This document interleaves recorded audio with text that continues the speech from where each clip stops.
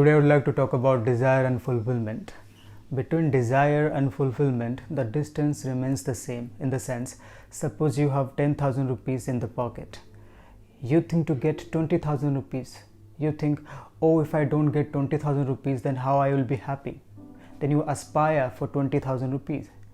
You spend a lot of time, you waste a lot of times. After some time, you get 20,000 rupees. Then that value of 20,000 rupees doesn't remain the same.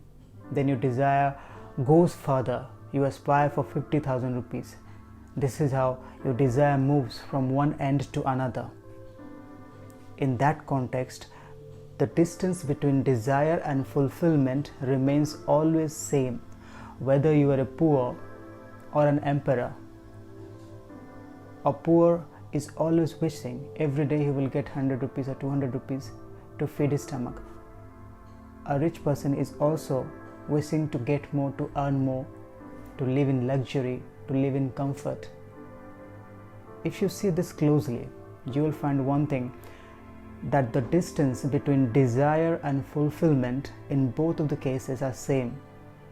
With the beggar it is same, with the rich person it is same.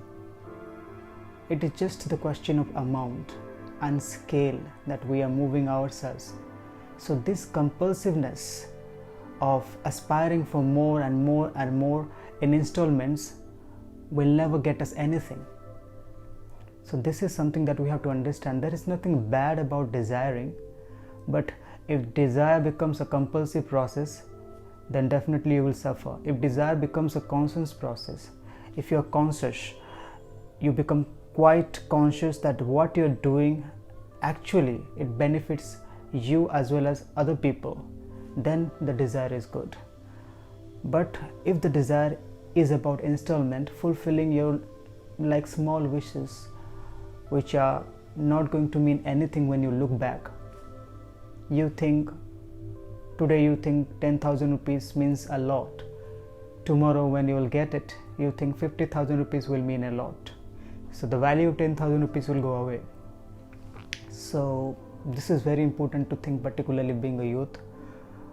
Our desire should be completely conscious.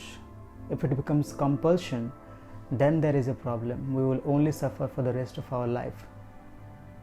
After 10 or 20 years, if we will look back, we will see how stupid we are.